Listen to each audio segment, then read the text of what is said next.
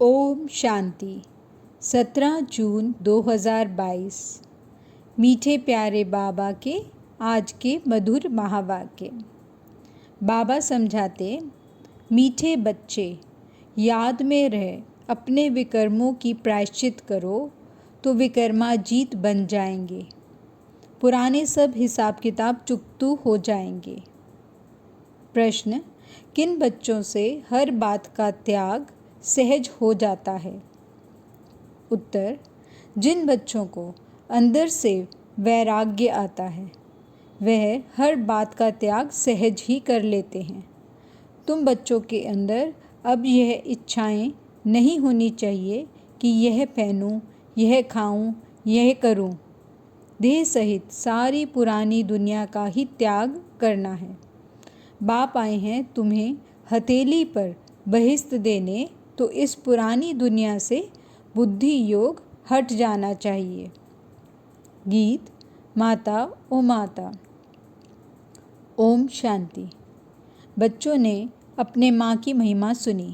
बच्चे तो बहुत हैं, समझा जाता है बरोबर बाप है तो ज़रूर माँ भी है। रचना के लिए माता ज़रूर होती है। भारत में माता के लिए बहुत अच्छी महिमा गाई जाती है। बड़ा मेला लगता है जगत अम्बा का। कोई न कोई प्रकार से माँ की पूजा होती है। बाप की भी होती होगी। वह जगत अम्बा है तो वह जगत पिता है। जगत अम्बा साकार में है तो जगत पिता भी साकार में है। इन दोनों को रचयिता ही कहेंगे। यहाँ तो साकार है ना। निराकार को ही कहा जाता है गॉड फादर। मदर फादर का राज तो समझाया गया है। छोटी माँ भी है, बड़ी माँ भी है। महिमा छोटी माँ की है। भल अडॉप्ट करते हैं। माँ को भी अडॉप्ट किया है तो यह बड़ी माँ हो गई, परंतु महिमा सारी छोटी माँ की है। यह भी बच्चे जानते हैं, हर एक को अपने कर्म भोग का हिसाब किताब चुकतू करना है। क्योंकि विकर्माजीत थे, फिर रावण ने विकर्मी बना दिया है। विक्रम संवत भी है तो विकर्माजीत संवत भी है। पहला आधा कल्प विकर्माजीत कहेंगे, फिर आधा कल्प विक्रम संवत शुरू होता है। अभी तुम बच्चे विकर्मों पर जीत पाकर विकर्माजीत बनते हो। पाप जो हैं उनको योग बल से प्रायश्चित करते हैं। प्रायश्चित होता ही है याद से। जो बाप समझाते हैं कि बच्चे याद करो तो पापों का प्रायश्चित हो जाएगा, अर्थात कट उतर जाएगी। सिर पर पापों का बोझा बहुत है, जन्म जन्मांतर का। समझाया गया है कि जो नंबर 1 में पुण्य आत्मा बनता है वही फिर नंबर 1 पाप आत्मा भी बनता है। उनको बहुत मेहनत करनी पड़ेगी, क्योंकि शिक्षक बनते हैं सिखाने के लिए, तो ज़रूर मेहनत करनी पड़ेगी। बीमारी आदि होती है तो अपने ही कर्म कहे जाते हैं। अनेक जन्मों के विकर्म किए हैं, इस कारण भोगना होती है। इसलिए कभी भी इससे डरना नहीं है। खुशी से पास करना है, क्योंकि अपना ही किया हुआ हिसाब किताब है। प्रायश्चित होना ही है एक बाप की याद से। जब तक जीना है तब तक तुम बच्चों को ज्ञान अमृत पीना है, योग में रहना है। विकर्म हैं तब तो खांसी होती है, खुशी होती है यहाँ ही सब हिसाब खत्म हो जाएं। रह जाएंगे तो पास विद ऑनर नहीं होंगे। मोचरा खाकर मानी मिले तो भी बेइज्जती है ना। अनेक प्रकार के दुख की भोगना होती है। यहाँ अनेक प्रकार के दुख का पारावार नहीं, वहाँ सुख का पारावार नहीं रहता। नाम ही है स्वर्ग। क्रिश्चियन लोग कहते हैं हेवन, हेवनली गॉड फादर। इन बातों को तुम जानते हो। निवृत्ति मार्ग वाले सन्यासी तो कह देते हैं कि यह सब कागबिष्टा समान सुख है। इस दुनिया में बरोबर ऐसा है। भल कितना भी किसको सुख हो, परंतु वह है अल्पकाल का सुख। स्थायी सुख तो बिल्कुल नहीं है। बैठे बैठे आपदाएं आ जाती हैं, हार्ट फेल हो जाती है। आत्मा एक शरीर छोड़ दूसरे में जाकर प्रवेश करती है तो शरीर आपे ही मिट्टी हो जाता। जानवरों के शरीर फिर भी काम में आते हैं, मनुष्य का काम नहीं आता है। तमो प्रधान पतित शरीर कोई काम का नहीं, कौड़ियों मिसल है। देवताओं के शरीर हीरे मिसल हैं, तो देखो उन्हों की कितनी पूजा होती है। यह समझ अभी तुम बच्चों को मिली है। यह है बेहद का बाप जो मोस्ट बिलवेड है, जिसको फिर आधा कल्प याद किया है। जो ब्राह्मण बनते हैं वही बाप से वर्षा लेने के हकदार होते हैं। सच्चे ब्राह्मण बहुत प्योर होने चाहिए। सच्चे गीता पाठी को पवित्र तो रहना ही है, वह झूठे गीता पाठी पवित्र नहीं रहते। अब गीता में तो लिखा हुआ है काम महाशत्रु है, फिर खुद गीता सुनाने वाले पवित्र कहाँ रहते हैं। गीता है सर्वशास्त्रमय शिरोमणि, जिससे बाप ने कौड़ी से हीरे तुल्य बनाया है। यह भी तुम समझते हो, गीता पाठी नहीं समझ सकते। वह तो तोते मुआफिक पढ़ते रहते हैं। महिमा सारी है ही एक की, और किसी चीज़ की महिमा है नहीं। ब्रह्मा विष्णु शंकर की भी नहीं। तुम उनके आगे कितना भी माथा टेको, उनके आगे बलि चढ़ो तो भी वर्षा नहीं मिलेगा। काशी में काशी कलवट खाते हैं ना, अभी गवर्नमेंट ने बंद कर दिया है, नहीं तो बहुत काशी कलवट खाते थे। कुएं में जाकर कूदते थे। कोई देवी पर बलि चढ़ते थे, कोई शिव पर। देवताओं पर बलि चढ़ने का कोई फ़ायदा नहीं। काली पर बलि चढ़ते, काली को कितना काला काला बना दिया है। अभी तो हैं सभी आयरन एजड, जो पहले गोल्डन एजड थे। अम्बा एक को ही कहा जाता है, पिता को कभी अम्बा नहीं कहेंगे। अब यह कोई भी नहीं जानते। जगत अम्बा सरस्वती ब्रह्मा की बेटी है। ब्रह्मा ज़रूर प्रजापिता ही होगा, सूक्ष्म वतन में तो नहीं होगा। समझते भी हैं सरस्वती ब्रह्मा की बेटी है, ब्रह्मा की स्त्री तो बताते नहीं। बाप समझाते हैं मैंने इस ब्रह्मा द्वारा बेटी सरस्वती को अडॉप्ट किया है। बेटी भी समझती है, बाप अडॉप्ट करते हैं। ब्रह्मा को भी अडॉप्ट किया है। यह बहुत गुह्य बात है जो कोई की भी बुद्धि में नहीं है। बाप तुमको अपना भी अंत बैठकर देते हैं, सो तो ज़रूर सम्मुख ही देंगे ना, प्रेरणा से थोड़े ही देंगे। भगवानुवाच, हे बच्चे, सो ज़रूर साकार में आवे तब तो कहेंगे ना। निराकार बाप इन द्वारा बैठ पढ़ाते हैं, ब्रह्मा नहीं पढ़ाते। ब्रह्मा को ज्ञान सागर नहीं कहा जाता है, एक ही बाप को कहा जाता है। आत्मा समझती है, ये लौकिक बाप नहीं पढ़ाते, पारलौकिक बाप बैठ पढ़ाते हैं, जिससे वर्षा ले रहे हैं। वैकुंठ को परलोक नहीं कहा जाता, वह है अमरलोक, यह है मृत्युलोक। परलोक अर्थात जहाँ हम आत्माएं रहती हैं, यह परलोक नहीं है। हम आत्माएं आती हैं इस लोक में, परलोक है हम आत्माओं का लोक। तुमने राज्य इस भारत में किया है, परलोक पर नहीं। परलोक का राजा नहीं कहेंगे, कहते हैं लोक परलोक सुहाले हो। यह है स्थूल लोक, और फिर परलोक सुहाले बन जाते हैं। वही भारत वैकुंठ था, फिर बनेगा। यह है मृत्यु लोक, लोक में मनुष्य रहते हैं, कहते हैं वैकुंठ लोक में जावें। दिल वाला मंदिर में भी नीचे तपस्या में बैठे हैं, ऊपर में वैकुंठ के चित्र बनाए हैं। समझते हैं फलाना वैकुंठ पधारा, परंतु वैकुंठ तो यहाँ ही होता है, ऊपर में नहीं। आज जो यह पतित लोक है वह फिर पावन लोक हो जाएगा। पावन लोक था, अभी पास्ट हो गया है, इसलिए कहा जाता है परलोक। परे हो गया ना। भारत स्वर्ग था, अभी नरक है, तो स्वर्ग अभी परे हो गया ना।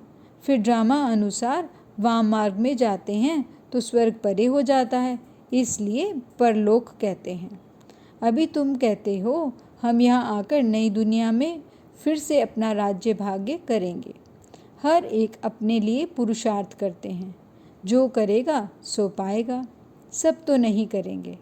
जो पढ़ेगा लिखेगा वह होगा वैकुंठ का नवाब, अर्थात मालिक बनेंगे। तुम इस सृष्टि को सोने का बनाते हो, कहते हैं ना द्वारिका सोने की थी, फिर समुद्र के नीचे चली गई। कोई बैठी तो नहीं है जो निकालेंगे। भारत स्वर्ग था, देवताएं राज्य करते थे, अभी तो कुछ नहीं है। फिर सब कुछ सोने का बनाना पड़ेगा। ऐसे नहीं वहाँ सोने के महल निकालने से निकल आएंगे, सब कुछ बनाने पड़ेंगे। नशा होना चाहिए, हम प्रिंस प्रिंसेस बन रहे हैं। यह प्रिंस प्रिंसेस बनने की कॉलेज है, वह है प्रिंस प्रिंसेस के पढ़ने की कॉलेज। तुम राजाई लेने के लिए पढ़ रहे हो, वह पास जन्म में दान पुण्य करने से राजा के घर में जन्म ले प्रिंस बने हैं।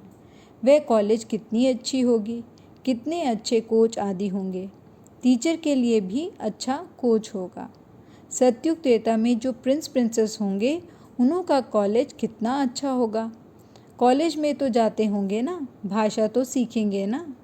उन सतयुगी प्रिंस प्रिंसेस का कॉलेज और द्वापर के विकारी प्रिंस प्रिंसेस का कॉलेज देखो, और तुम प्रिंस प्रिंसेस बनने वालों का कॉलेज देखो, कैसा साधारण है।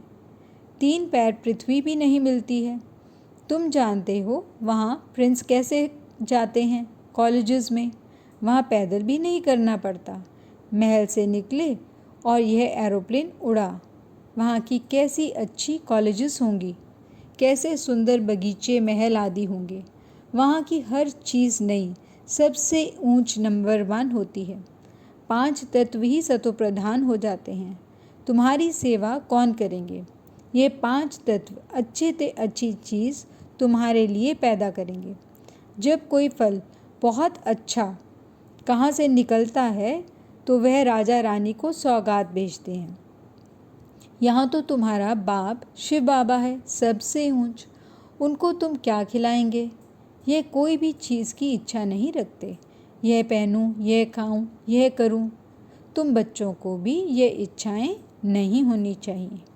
यहाँ यह सब किया तो वहाँ वह कम हो जाएगा। अभी तो सारी दुनिया का त्याग करना है, देह सहित सब कुछ त्याग।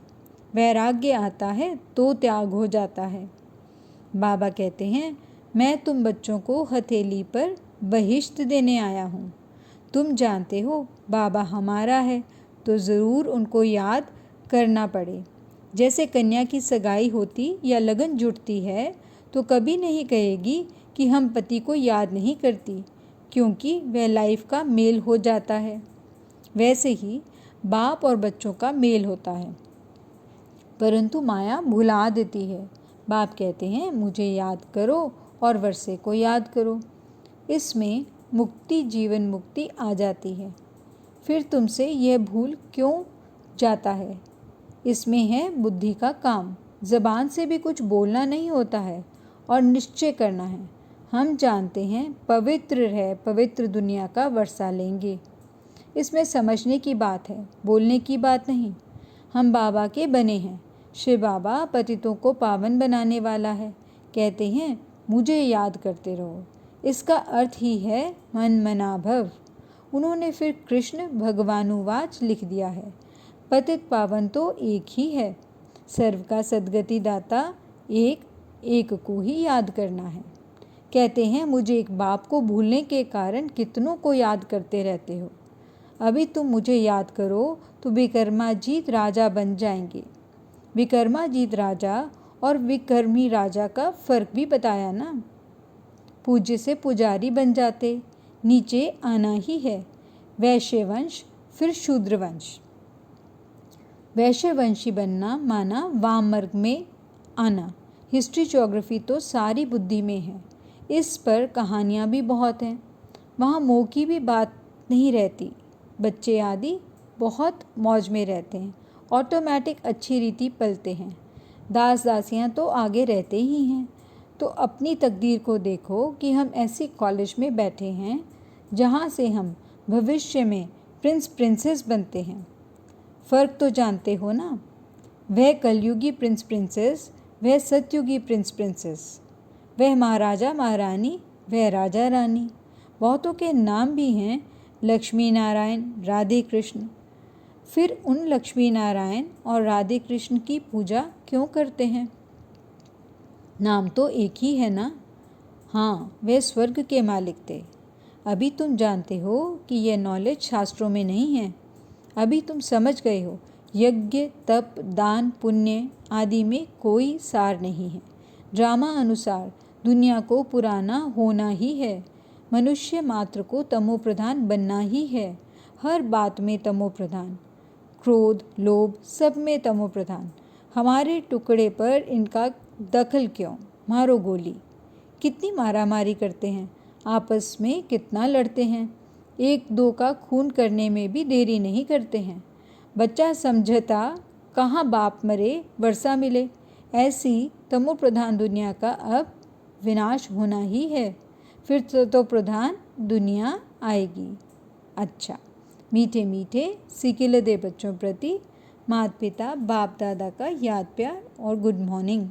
रूहानी बाप की रूहानी बच्चों को नमस्ते।